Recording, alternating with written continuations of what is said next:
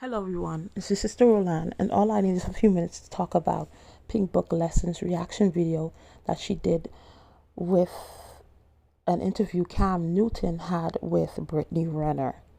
So Brittany Renner is a social media influencer. She's also an author, and she has a child with PJ Washington, who plays for the Charlotte Hornets.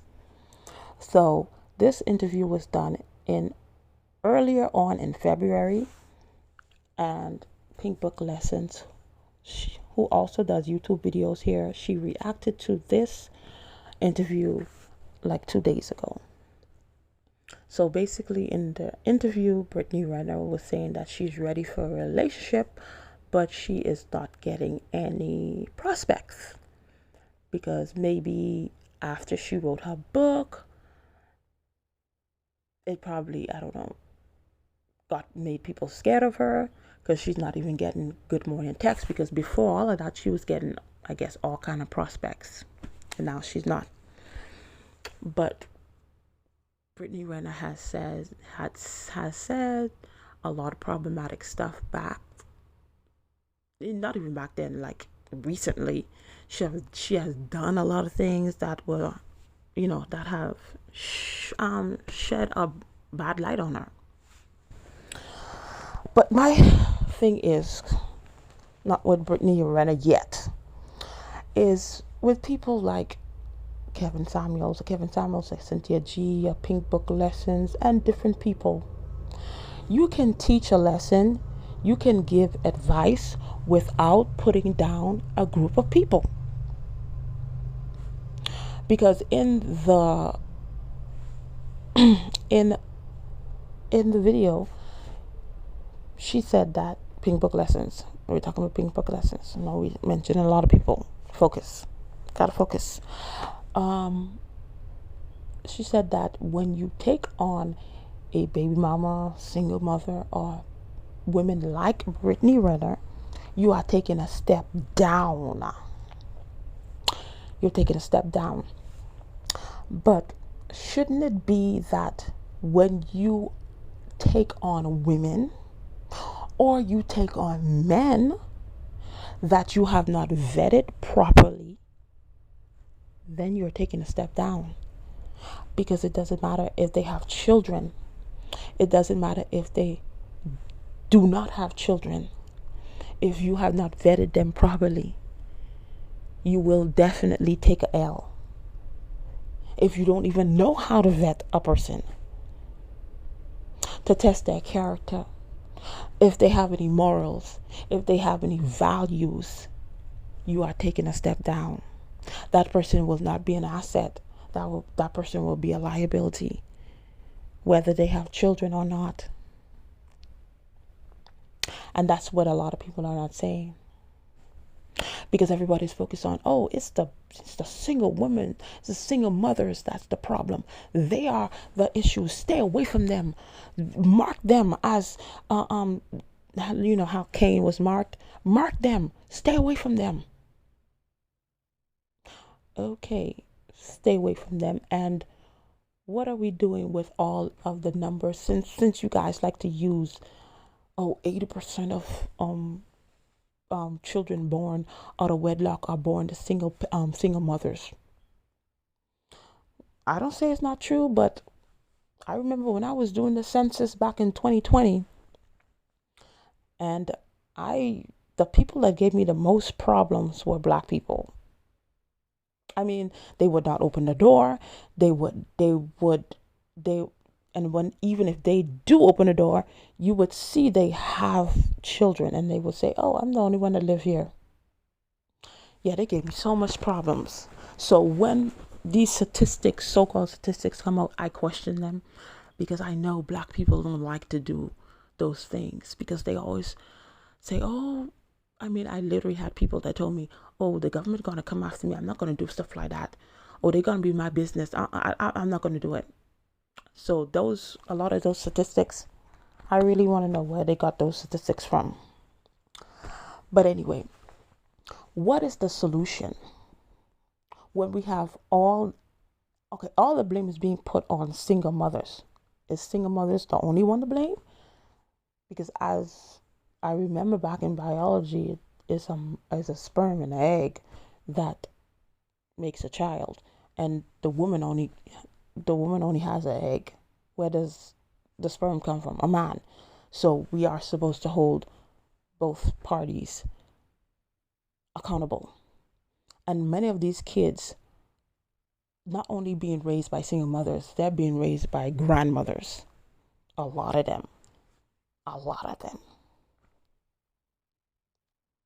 So we mark single mothers as the villains, and then all this vitriol and all this disdain and all this hatred that is being put on single mothers are causing a lot of single mothers to lose their lives also. And I've watched many Pink Book Lessons videos, especially when it comes to single mothers. Go in on single mothers. I'm not sure if you have a family member that had a bad experience with a single mother, or you have your significant other had a bad experience, but you go in and nobody has a solution. How are we going to stop these single mothers? And then when you say, stay away from these single mothers, it's a step down. It's not worth your time. They're a liability. Okay, what's the solution? What's the solution?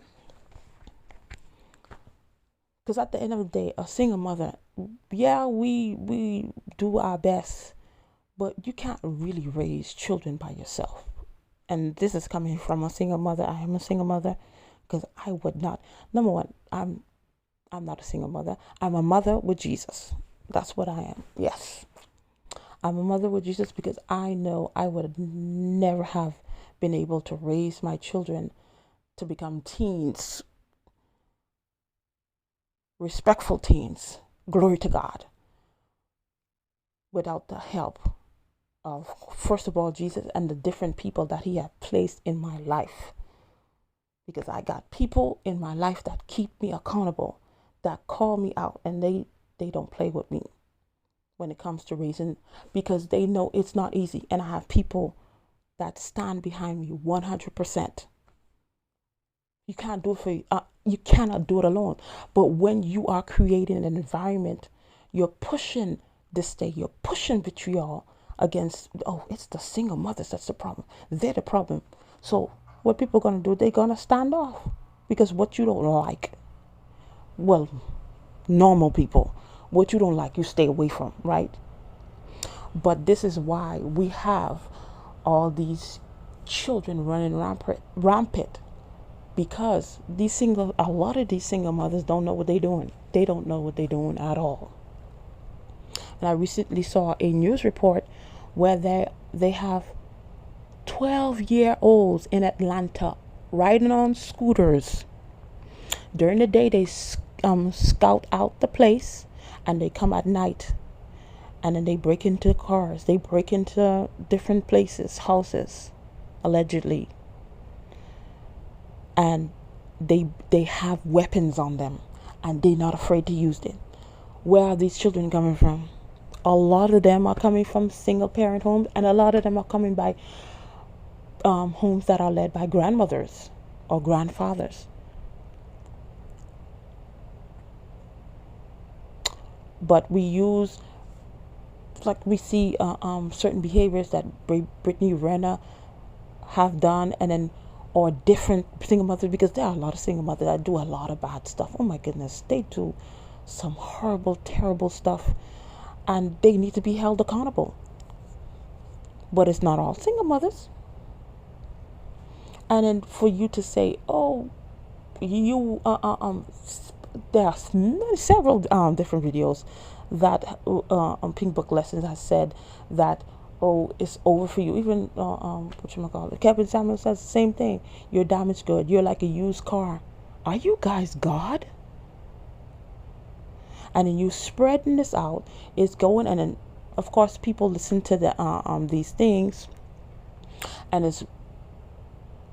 it's coming down on their self-esteem, bringing it even lower to what it already is. But nobody have a solution. Everybody just pointing out the problem. That's the problem. That's the problem. Well, what is the solution? What is the solution? because a single mother, many of the single mothers, they're looking for love. They want to they they did not choose right the first time. They would want to make a better choice the next time. But how many, there's not a lot of people that are showing them, except for Tony Gaskins and different people like him, that are showing them, you know what, you made a mistake this time, don't do it you do it the right way. But those people are not viral. Those people are not as loud as you guys who are pushing this disdain.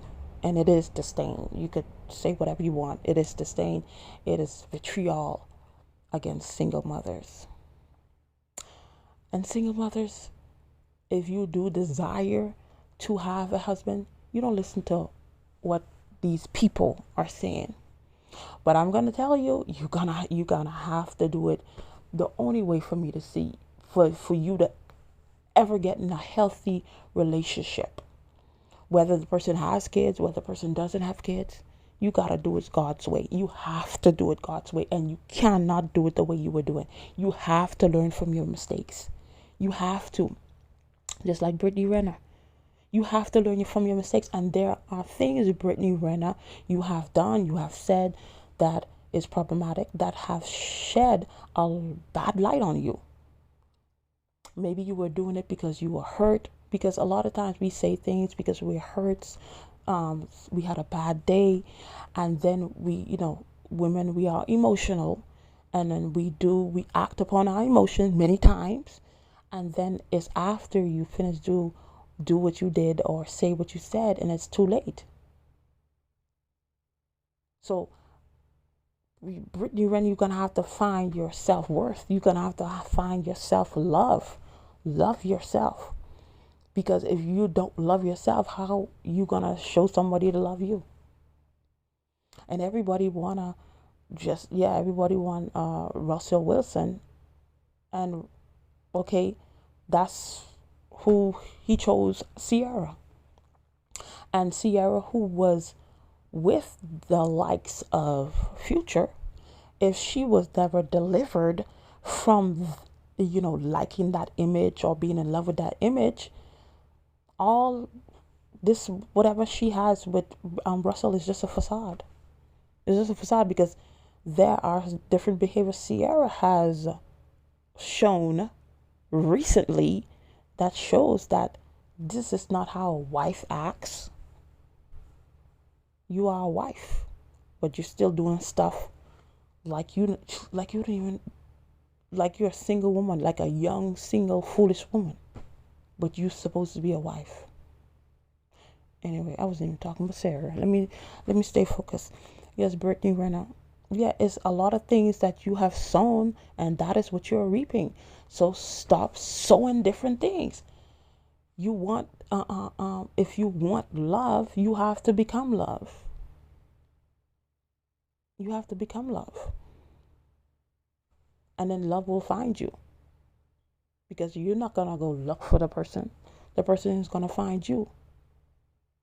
But you have to learn from your mistakes. You have to renew your mind. You have to change your mindset. Especially whatever book that you read or whatever advice that you were getting before, obviously is not working for you. So you need to get some new advice.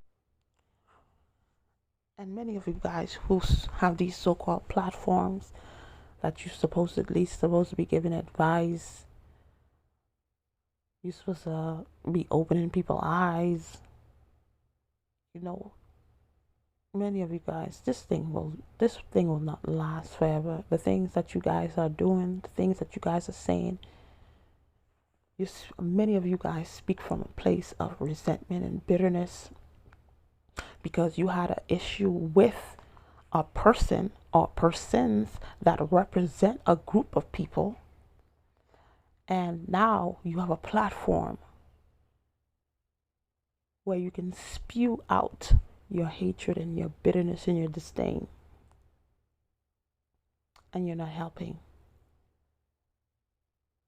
Because if I'm here to help the Black community, I'm here to help everybody in the Black community. I don't have a certain group Oh no, these people, I don't mess with them. They are the issue.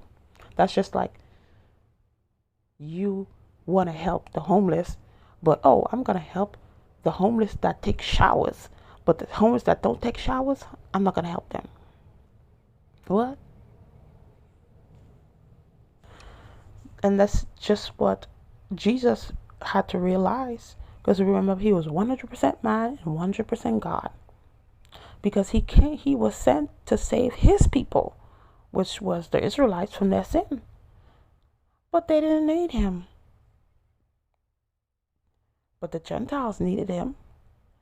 That's why when he told that lady, I can't give the bread of the children to the dogs. And then she's like, oh, I could take the crumbs. And he came to realize, hey, these people need me too. The rejects, the ones people don't want, the ones people don't see.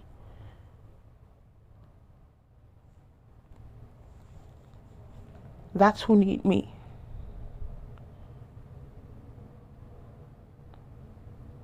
If you're here to help, help. But make sure you're speaking from a place that you are healed and you don't harbor issues and resentment against a group of people, or a person that represents a group of people, or persons that represent a group of people, because you will definitely not help. And because Jesus really deep down did not have issues with the Gentiles, he was able to transform a lot of their lives. Many times we don't see the change that we would like. But yes, a lot of things in the Black community and certain communities, they anger you when you see these things. But if we speak from a place of love and we are actually here to help, you may not see it, on a greater level, but at a smaller level, even 1%, you can touch that one person's life.